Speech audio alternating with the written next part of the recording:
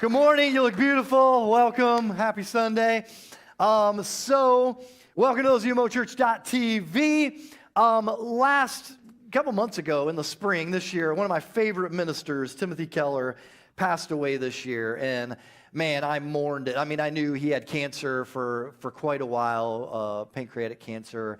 And so I knew it was coming, but when I saw it pop up in my feed, the articles and all that, it's like, oh man, he was such a great, godly dude. And I remember a story he told several years ago in one of his messages. He was talking about how, he preached for a long time and pastored in a rural church in Virginia, just a small, out in the middle of nowhere in Virginia. But then years ago, he started a church, he and his wife did, in Manhattan, New York City, and Redeemer Presbyterian Church. And so I remember hearing a sermon from him at Redeemer years ago where he talked about how back in 1990, he preached 8 weeks in a row, and in those 8 weeks in a row, it was just pure agony for him. And he basically said all through the sermon, he kept hearing this voice in his head say, they're never going to believe you, just shut up. That was a terrible example. That story didn't make any sense. That point was irrational. And just all through the sermon, as he was communicating, just constantly felt like that was unclear. This is terrible. And they're never going to listen to you. They're never going to believe you. Why would they take this from you? And so all through, for 8 straight weeks as he preached in multiple services, just accusation after accusation all through the sermon. And so 2 months, and then at that time, he and his wife, Kathy, they started talking about it, and they thought about it a lot. And, at that point, he just thought, man, I think I'm just not praying enough. For those of you who believe in spiritual beings, the spiritual warfare, I just need to be praying more. I don't know what's going on. And so years later, Timothy Keller said when he had perspective on that era in his life and a time to look back on it, he said he looked back and he said something very obvious was going on. It was really simple. He said, I was just enormously overtired. I was just so exhausted, and it just happened to be in that 8-week stretch. And so I believe that there is a Satan, a devil, and I think that he used extreme fatigue as an opportunity to attack Timothy Keller's mind relentlessly and destructively in that time. I listened to an autobiography about my favorite nonfiction author, C.S. Lewis. He writes fiction too, but I love his nonfiction stuff. The biography was called The Narnian because he wrote Chronicles of Narnia. And he had become famous at this point in his life. He had, for his writing and his speeches, he was an author and a college professor. But at the same time, though, when he was becoming famous globally, he was taking care of a very sick woman, someone that he knew. He was taking care of this sick woman, and he was just exhausting himself. And one of the great things about C.S. Lewis is when he would get fan mail, which of course was all snail mail, this is back in the mid-20th century, when he would get fan mail, he would write everyone back. He would write a letter back to them. And funny connection, Timothy Keller, who I just talked about, his wife Kathy, when she was a little girl, wrote a letter to C.S. Lewis, and he wrote her back. And all of her life, she saved and was like, I have a letter from C.S. Lewis. Like, if you don't know him, not a big deal. To me, nerd, big deal. And so he wrote everyone back. But one time when he was becoming famous, taking care of someone who was ailing, nonstop, exhausted, someone got on him that he didn't respond to their letter fast enough. And in a response, he wrote this: my days consist of dogs, feces, and mopping up vomit. That's all he wrote. And man, he pushed himself so hard in that era that he was eventually hospitalized. He was pushing himself, doing something good, but just killing himself doing it. I have a pastor friend, and I think everyone has a friend like this. You got that friend who is always posting pictures of themselves grinding. I'm grinding, day after day, grinding, working hard, every day working out. Do you have that friend that posts lots of pictures with their shirts off? Dudes, or some of you, that person. So he's just always posting pictures. That is more of your man boobs that I want to see over and over in my feed. Put them away, put a shirt on. But he's always, the message is clear. I work 7 days a week. I work out 7 days a week, always, and always with the hashtag no days off. And I know he thought it looked cool, it looked respectable, and I know it sounds really critical for me to share this, but he just every day, I'm grinding, I'm working out. Look what I did today. Videos of what he's doing working out. No shirt on, or a tank top that has a thread on each side, whatever. And I'm assuming, that he just thought it sounded cool, thought it sounded respectable. I want people's respect or whatever. But no surprise to me, he's not a pastor anymore. And he was a pastor for a relatively short time, to be honest. And his life was centered around fitness, which I love fitness, success, motivating others and all that. And that's the stuff he posts about is, here's a way to stay motivated. Here's a way to grind every day. Here's a way to work out beyond your level you thought you could ever work out. All this stuff, push, hashtag always, no days off. And man, there is a lack of wisdom and a lack of even self-awareness to live with the motto, hashtag no days off. Like that I'm just always on the grind. Man, it is so destructive. And that's part of, not as simple as that, but part of what we're talking about this morning. So if you want to go in your Bibles to Mark chapter 2, or if you want to download the Bible app for free, starting this year, I've been teaching on and off through the Gospel of Mark in the Bible, and currently we're in a series called Clash, and it's about 5 clashes, like epic collisions between Jesus and the religious leaders, the religious people, but especially a lot of the leaders of his day. And so there's been a lot of clashes about Jesus versus religion. It's a lot going on in Mark chapters 2 and 3. So, sometimes you might hear of someone in their memory at their funeral when people are talking about them of like, man, this was a guy that passed away who never had an enemy. That could never be said of Jesus. There were people who were offended by Jesus. He clashed with people, but typically it was religious people that he clashed with. And so we're going to cover clashes 4 and 5 today, the last 2 in the series, which are about the same issue. Something called Sabbath observance. And so we'll define that in a minute. So let's start with clash number 4. Mark 2, verse 23 says this: One Sabbath, Jesus was going through the grain fields, and as his disciples walked along, they picked some heads of grain, like wheat. And the Pharisees said to him, "Look, why are they doing what is unlawful on the Sabbath?" He answered, "Have you never read what David did when he and his companions were hungry and in need?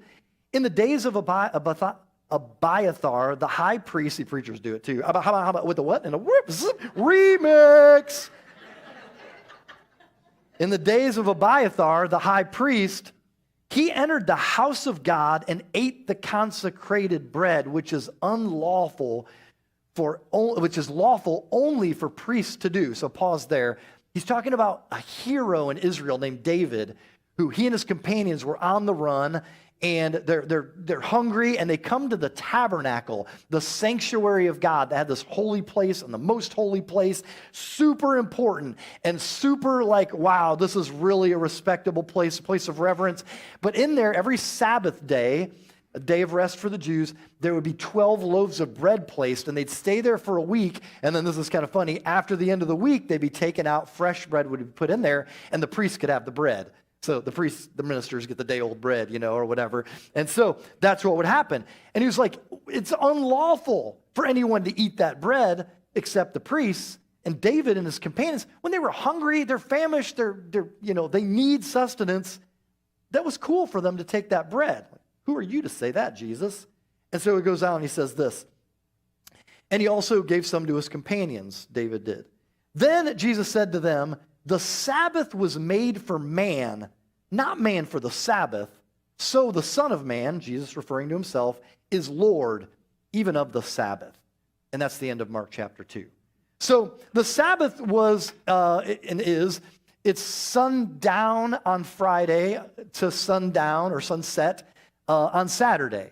So it's a day, but in Jewish calendar, a day ends with sunset. So sunset Friday to sunset Saturday. And Sabbath means to cease or rest.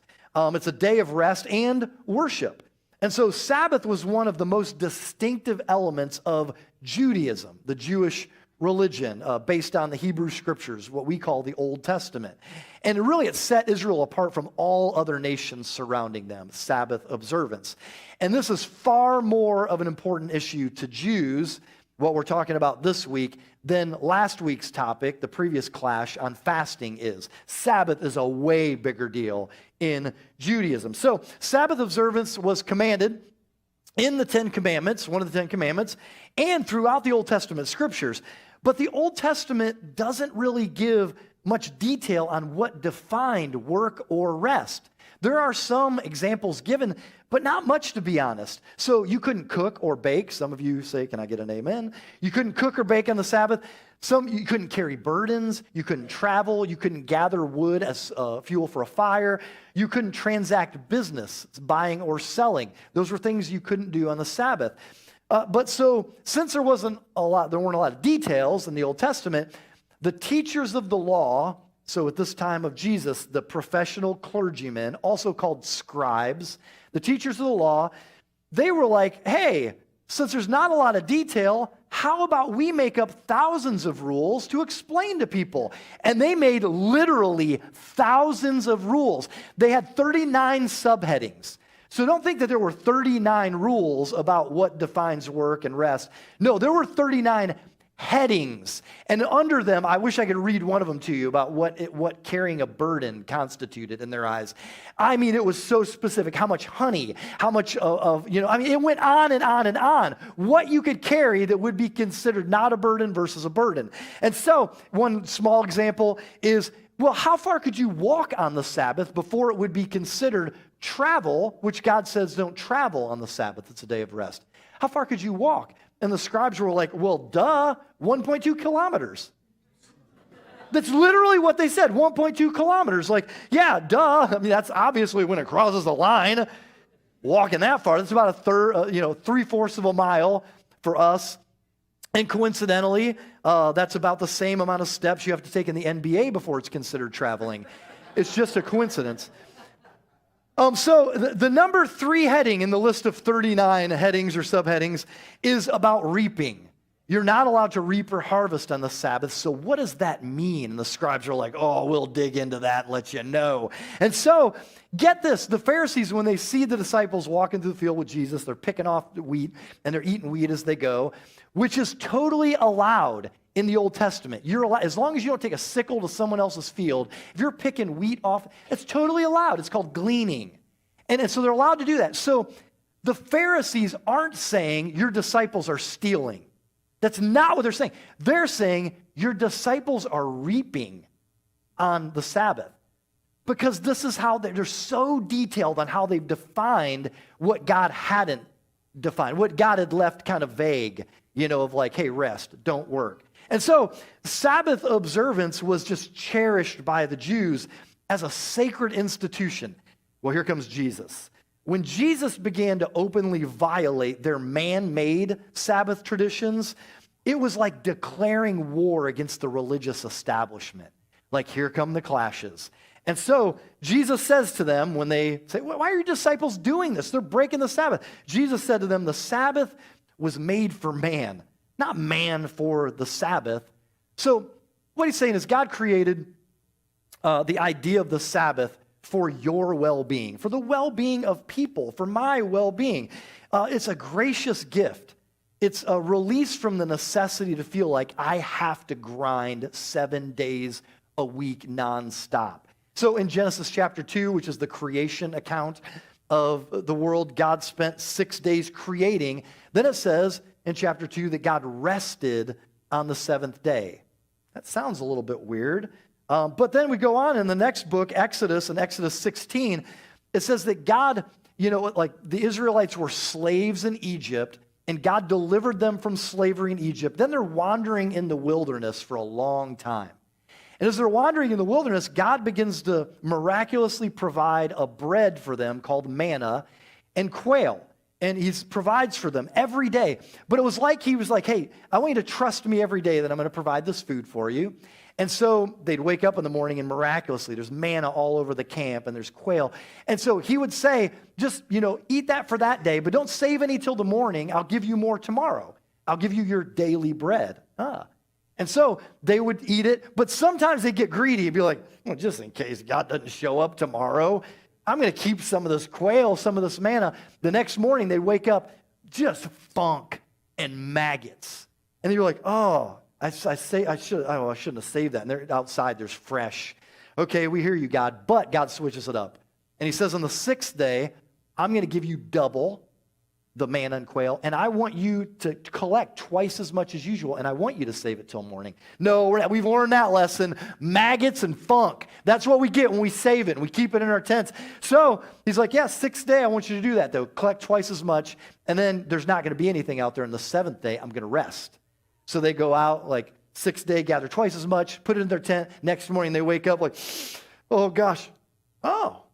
Still fresh, so clean. Okay, so we'll take this like good, okay? And they eat it. What was the deal? God is teaching them again. I rest on the seventh day. What is up with that?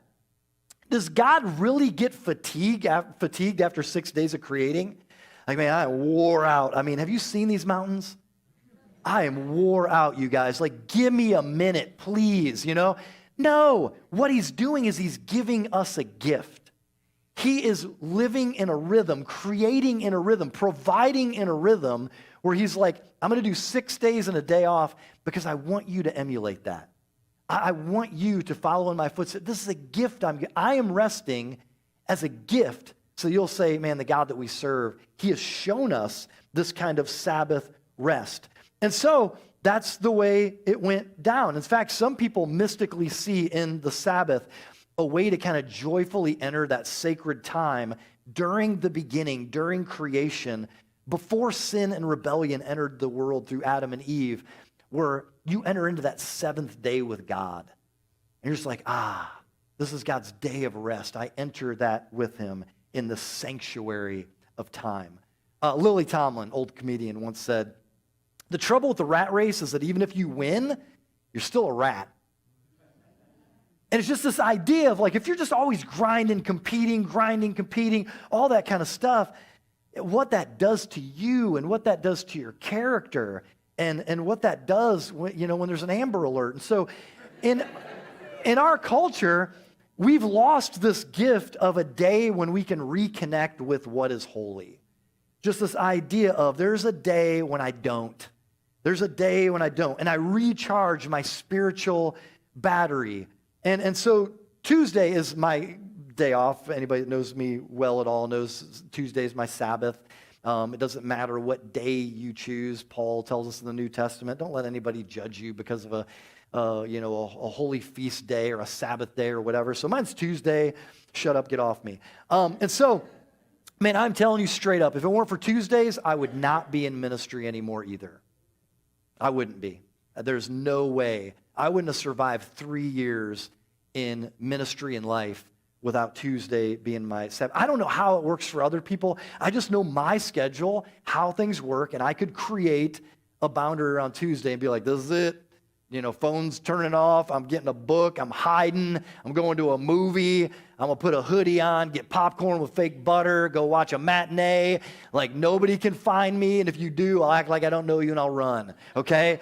I'm hiding on my Sabbath day. And so back when now we have I'm a full-timer and we have lots of part-time staff. Back when we had 3 full-time staff, I always joked with my staff of like, man, I want you to rest from ministry. I know it's a grind. I want you to rest. So I would tell my full-timers, you have to take a rest. And so we all agreed on Tuesday, we had the same Sabbath day, and we're like, cool, that's great. But if I ever got wind that they were doing ministry stuff, I don't care if they go do yard work or they work out or work on the car or whatever, ministry stuff, you can turn that off. You can don't answer emails on your Sabbath, all that stuff. And so constantly, if someone hinted on a Wednesday, there was something they were answering a bunch of emails for Momentum or whatever, I'd be like, wait, you were answering Momentum emails yesterday? And you'd see the nervous look in there. I'd be like, wait a minute, hold up, Sabbath police. And I just pull this out. Like, I had no badge, nothing. I'd be like, Sabbath police. What were you doing on your email for Momentum? No, see, it wasn't like that. And so they knew, and they knew it was because I loved them. Like, I want you to rest. I want you to take all your vacation days. I want you to rest, and I want you to have date nights, and I want you to do this. And so the idea was I wanted to send them the message, I want you to rest, and I'll be an example of that. So well, Dan doesn't, so we probably shouldn't either. no, man, I'm going to do it. Like, you'll be lucky to get a hold of me on Tuesday unless you want to go eat fake butter on popcorn with me. Like that's the way it's going to be. And so after years of that, eventually it got to the point where they would say, man, I have hobbies now, and I didn't used to have hobbies. My health is better. My family is better. My marriage is better. Like all those, I'm a better husband. I'm a better dad. Because why? Because the Sabbath was made for man. It was meant to serve people. It's a gift, a gracious gift from God.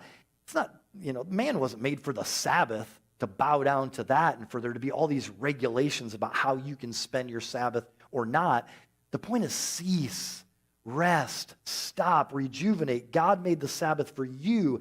Here's the point. It's a chain. It's not a chain. It's a gift. And the Pharisees were making it a chain. One commentator wrote, we're going to go to clash number 5 now, the last clash. One commentator who writes about Bible stuff, who's a scholar, he said, this is a crucial incident in the life of Jesus, what we're about to read. And it's also the ending and the climax to the 5 clashes recorded in Mark 2 and 3. And so it says this, Mark 3, verse 1. Another time, Jesus went into the synagogue, the Jewish place of worship. And a man with a shriveled hand was there, probably meaning this man's hand was paralyzed. And because of that, he couldn't do any labor. Like it's really hard to then, in this time, find a job or something like that when you can't use one of your hands. And so it says, some of them, the religious people, were looking for a reason to accuse Jesus. So in the synagogue, they watched him closely to see if he would heal him on the Sabbath. Jesus said to the man with the shriveled hand, stand up in front of everybody. Then Jesus asked them, which is lawful on the Sabbath, to do good or do evil, to save life or to kill? But they remained silent. So Mark is trying to show us irony right here because you're about to see Jesus is taking steps to heal and even really save this poor man's life. Meanwhile, because of what he's going to do, the Pharisees are going to leave and plot to kill Jesus. The irony, and Mark wants you to see this irony. Verse 5, Jesus looked around at them in anger and deeply distressed at their stubborn hearts, said to the man, stretch out your hand. He then stretched it out and his hand was completely restored. Then the Pharisees went out and began to plot with the Herodians how they might kill Jesus. So Bible commentator William Barclay calls this story the clash of ideas, which I'd already named this series, and I was like, so wise. He used the word clash. So the clash of ideas. Well, first off, the vividness and detail of this account is probably a major sign that it is from eyewitness testimony. It's probably Simon Peter, one of Jesus' 12 disciples, dictating to the author whose name is Mark, the Gospel of Mark. And so Jesus, we see him and his disciples regularly worshiped in the synagogue when Jesus did his ministry. So the Pharisees are at church too. But I want you to notice it says they watched him closely. Like this is the reason they're there. In fact, they would get the front row. It wasn't like ours, like with rows like this. It was circular in a synagogue, and they would get the front row, which was like the seats of honor for the Pharisees or the teachers of the law. The Pharisees were really kind of a denomination of Jews who were disciples of the teachers of the law, the scribes. They're like, yeah, what they say with all the rules. We all got to follow rules. But they were the professionals, and the Pharisees are just anybody, just people from that belief system. And so they're all there in the front row, and they're all gathered around in the synagogue, but they're watching Jesus closely. And the Greek for they watched him closely, the original language is they kept on lying in wait for him. They're just watching and spying and waiting. So apparently, someone there is not concerned with worship as much as they are spying and critiquing and accusing. Who could it be that make them do that? Who could it be? Maybe Satan? This like church lady stuff right here. Like, what are you doing? They're there at church just to watch Jesus, just to critique. So you might not want to do that. Just show up to critique. They're not there to worship. So Jesus, it says, he's angry and distressed by this. He looks around at them in anger. Now, anger is rarely directly attributed to Jesus. And when it is, it's never an expression of injured self-concern. Like, oh, you hurt my feelings. You made me feel dumb. That's not usually why Jesus is mad. It was an anger at evil, usually couched in compassion. And so here, anger, it's funny, is this very intense word. In case you're like, he got slightly perturbed. No, here, if you look it up in the Greek lexicon, a nerd tool, it says this word means anger at an epic scale. Jesus is angry at an epic scale. Why, religion? He's like, you guys have made a bunch of rules that God didn't make, and you're putting them on the backs of people, and you want me to not heal this man because of your stupid rules that you've made up. You want me to not have mercy because of ritual. You want me to not be loving because of religion. And so he's angry. And Mark, out of the four gospel writers, Matthew, Mark, Luke, and John, he's easily the most raw. And it's one of the reasons we're going through the Gospel of Mark. He is raw. He doesn't hold back to say, and Jesus got ticked. And so he stands up and he looks at the people in the front row and he's like, I'm so ticked. Why? At their stubborn hearts, their failure to recognize who he is, God in the flesh. And so it's anger over these man-made rules and regulations, anger over religion, and he's mad. And so there's this man with a shriveled hand, probably some paralysis. The funny thing is, this guy wouldn't have been any worse the next day, right? Like the Pharisees are probably thinking, don't do it, Jesus. Do not heal him on the Sabbath. That is unlawful in our medical rules about how someone can be helped or not be helped, which was a list that they had created. Don't do it. Tell this dude, come back tomorrow. His hand will still be there just fine. Jesus knows he could do it. Like, I can just tell this guy, come back tomorrow. But he's like, hey, why don't you get up right in front of everybody? Make sure this is super visible. This is really crazy. Stand up in the middle of the circle so everyone can see. I don't want anybody to miss this. No one will fail to see it. You know what's funny? This is the only healing miracle that Jesus ever initiates without any prompting or requesting from someone. Why? He's deliberately being provocative. It's provocative. It gets the people going. He's like, I'm deliberately being provocative. I'm going to do a series finale for Mark to write in his Clash series in Mark 2 and 3. We're going to end it with this big one. Sir?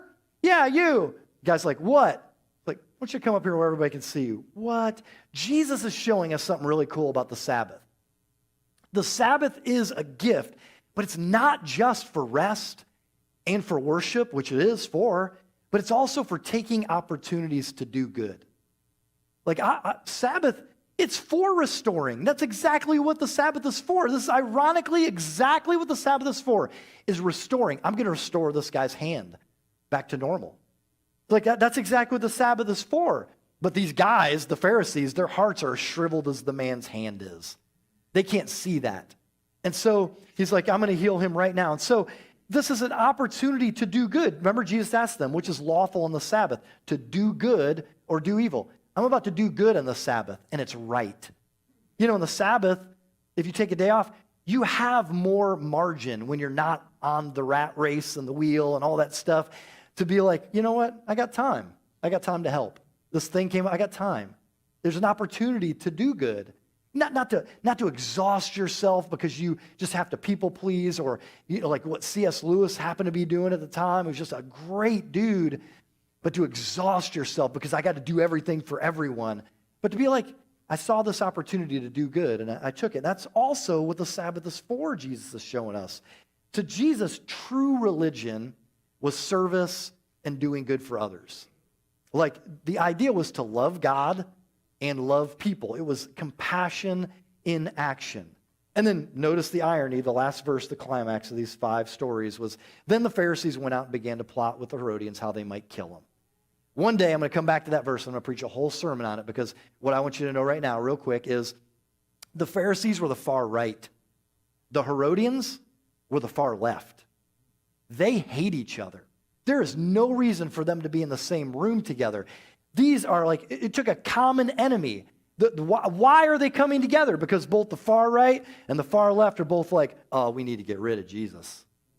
He is hacking us off. Because in John chapter 3, Jesus sits down with a far right guy, a conservative, law-abiding, moral, religious person named Nicodemus, and he says, dude, you're lost. You need to be born again. And then in the next chapter, he sits down with a woman who's had 4 husbands, living with another dude, sexually totally immoral. You know, she's on the far right of this, all this, like total freedom, liberation, all that stuff. And he's like, you're really lost. Like you really are lost. He doesn't care whether you're far right or far left. So both of them are like, you know what, we got to team up. Let's kill this dude. Shut him up. He isn't on the far left. He isn't on the far right. Jesus is something in his own freaking category. And so they team up to go against him. Let me kind of go big picture here. So there's this lady named Judith Shulevitz. She's a Jewish writer, and she was a Jewish woman born, raised, observing the Sabbath. But she had gotten away from it, you know, later in her life, in her adult life, and she realized, she says, that she had been wrong. Like, man, I shouldn't have got away from that. The Sabbath is a gift. And so she wrote an article for the New York Times called Bring Back the Sabbath. And the first half of it, she says this. It's a brilliant article. She says this: let me argue on behalf of an institution that kept workaholism in reasonable check for thousands of years, the weekly Sabbath. Most people mistakenly believe that all you have to do to stop working is not work. But you cannot downshift casually and easily. Interrupting the ceaseless round of striving requires a surprisingly strenuous act of the will, one that has to be bolstered by habit as well as social sanction. So this is brilliant, like very wise. What she's saying is, you know, with Sabbathing, as a Jewish person, on your Sabbath, you came together to worship. And so there was this community of people that came together to discipline downshift. We are all saying we are not working today. Like we are Sabbathing like God Sabbathed. We're going to take the day off. So they do that together. And so she's right in saying, she says, you cannot downshift casually and easily. Sabbathing, basically, she says, is a surprisingly strenuous act of the will. It's kind of like you have to put in the effort to learn to Sabbath. Does anyone resonate with that? I mean, most people do. Most people aren't like, yeah, I want all the rest all the time. Most people are like, drive. Like, okay, I need to turn it off. It's work. In fact, I have a friend named Todd Wilson who I used to be on staff with at a church in Washington, D.C. If you've ever done the DISC profile, he's that really driven, high D personality. If you use the metaphors with the animals, he's a lion, just hardworking. He's a hard charger. He's just moving, doing all this, creating, thinking all the time. Once he told me, for me to downshift, for me to take vacation, I have to take 2 weeks of vacation. Why? Because I go through a full week before I even get to the point where I'm actually turning my mind off of work. Then, the second week, I'm vacationing. That's very wise. What he's saying is, it was a discipline for me to learn how to downshift. I'm so driven, always ideas, that finally by day 8, I'm like, hey, I think the kids want to play volleyball, And so it's a discipline. So this author in this article, she says, at one level, we need to cease from work, and then continuing with her New York Times article, she talks about how you have to go further than that because there's another kind of work that we need to cease from. And so Judith Shulevitz is also saying in this article that it's good to go to religious services on your Sabbath, day. And here's how she defends that. Now notice this is to, New York Times. That's not going to be received well by most New York Times readers. Go to religious services. But remember, she says that this has to be bolstered by habit as well as social sanction. And she says this: religious rituals do not exist simply to promote togetherness. They're designed to convey to us a certain story about who we are. And she says the machinery of self-censorship must shut down too. We must still the eternal inner murmur of self-reproach. Man, that's so good. What she's saying is, what she means is that there's a rest underneath the physical rest that we need. That you might say there's a work underneath the physical work that we have to stop or cease. And she calls it the machinery of self-censorship and the inner murmur of self-reproach. Do you have an inner critic? Maybe some of you have an inner critic. Like, this is the voice like Tim Keller heard for 2 months straight in his sermons. This just criticism. This is, accusation after accusation.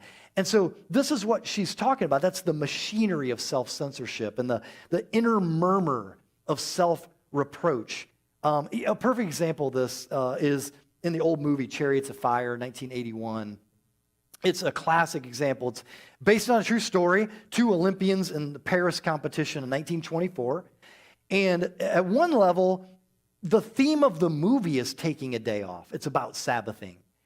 There's one of the guys that's a runner, Eric Liddell, was a Christian, and he refused to run on the Sabbath, which does not have to be the stance of a Christian, but he was like, I'm not running on the Sabbath. And as a result, he lost a chance for a gold medal in a race that he was favored to win. And so the movie also, though, added another level and contrasted a guy named Harold Abrams. And they contrasted the 2 characters. And Liddell and Abrams were both trying very hard to win gold medals. But Harold Abrams was doing it out of this need to prove himself. And so he never smiles in the movie, always straight-faced. And at one point, speaking of the sprint event that he was competing in, he said, I've got 10 seconds to justify my existence. Like he's running to justify himself, like to show that he has worth, to show that he has value. He's good for something. And so that's the machinery of self-censorship and the inner murmur of self-reproach. And so when, by the way, side note, Rocky says this too. If you've ever seen the first Rocky, he tells Adrian, like, why are you fighting? I just want to go the distance with Creed. I just want to go the distance. I don't even have to win. Why? Because I want to show myself that I'm not a bum. It's self-justification. I have to prove that I'm worth, that I have value by accomplishing something. And so even Harold Abrams in this movie, when he gets the gold medal in the movie, it's clear he's not really satisfied, actually. But Eric Liddell, the Christian, on the other hand, he simply wanted to please God who had already accepted him. He understood that God already loved him and accepted him. And in the film, he says to his sister, Eric Liddell says, God made me fast, and when I run, I feel his pleasure. Like the sense that God already loves me, he's already happy with me, and he has a sense of self-worth, and it comes from God. Meanwhile, the other guy, Abrams, is like, I got to justify my existence. And so Harold Abrams, I love this, was weary even when he rested. You feel that? And Eric Liddell was rested even when he was exerting himself. He was doing it for God's pleasure, who gave him that gift. Why? Because it's like what she's saying in the article. There's this work underneath the work that we really need to rest from. And that work, underneath the work, is the self-justification. Like, I got to prove that I'm worth something. I got to prove to myself, to my dad, to somebody that I have value in this world. And most of us work and work and work just trying to prove ourselves. Hashtag no days off. Like, I just got to prove that I'm worth it. We're trying to justify our value and our worth. So let me kind of conclude that point and conclude the Clash series with this.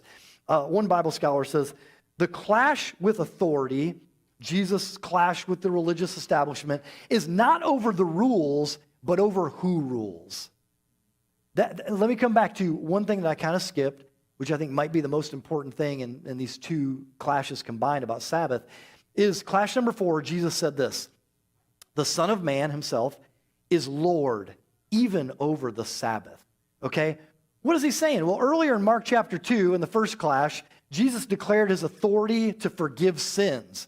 Wait a minute, who are you saying you are, Jesus? You have the authority to forgive sins? Religious people ticked off. Who does he think he is saying he can forgive sins? Only God can do that. Aha!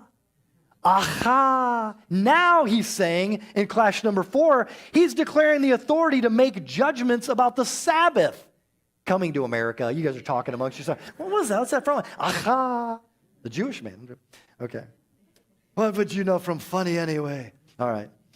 But he's like, okay, now I'm declaring his authority to make judgments about the Sabbath. So Jesus is saying, I know the spirit of the Sabbath law because I created it. Pharisees, I know the spirit of it. You guys are trying to go to the letter of the law. I know the spirit of the Sabbath law because I created it. I am Lord of the Sabbath. Otherwise, I am God. I am divine. It just keeps coming up. And then we learn in the New Testament when Jesus is saying that he's Lord of the Sabbath, he isn't just saying I have the power and authority to change the rules or decide when someone like David is an exception to the rule for mercy instead of ritual and all that kind of stuff. He isn't just saying I have the ability to decipher what the Sabbath is for and changing the rules. He's saying I am the Sabbath. Like we learn this in the New Testament. I kind of like Palpatine in Star Wars. I am the Senate. Jesus is saying, I am the Sabbath. What in the world are you talking about? Matthew 11. Jesus said, come to me, all you who are weary and burdened, and I will give you rest. I am the rest. Come to me.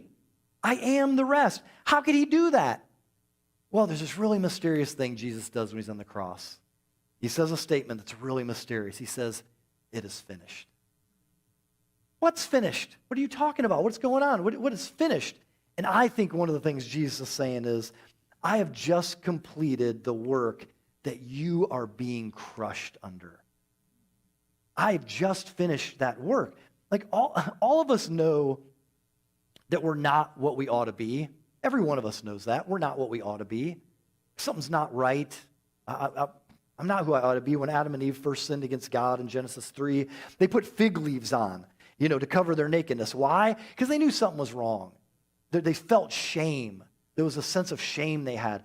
And so ever since then, humans have exhausted themselves trying to get rid of that sense of, we are not who we should be. I am not who I should be. And Jesus is saying, I have come to complete the work that is crushing you, whether it's religious rule following or workaholism or eating disorders or trying to justify yourself through athleticism. Jesus is saying, I have finished the work. I lived the life that you should have lived. I even died the death that you should have died for your sins. And now if you come to the Father through me, he says, I am satisfied. Like, there's nothing more that you need to do. It is finished. You can rest in Jesus. You're accepted. The verdict is in. And so here's what seems to be happening constantly with Jesus in these clashes with the religious people and these 5 clashes is all these clashes. Here's what seems to be happening with the religious authorities. Jesus is actually replacing all of religion with himself. Listen to this. Jesus says, I am the bread. Remember that really sacred bread in the temple, the tabernacle? I am the bread of life. I am the final sacrifice. I am the tabernacle. I am the temple. I am the Sabbath rest. His followers go on to write about Jesus and say, he is the Passover lamb. That's a big deal in Judaism. He is our high priest. That's a big deal. He just keeps replacing religion with himself. There's no category for the immensity of these kinds of claims from Jesus. And the bottom line in this Jesus versus religion thing is simply, when you have Jesus, you have everything you need. Let's pray.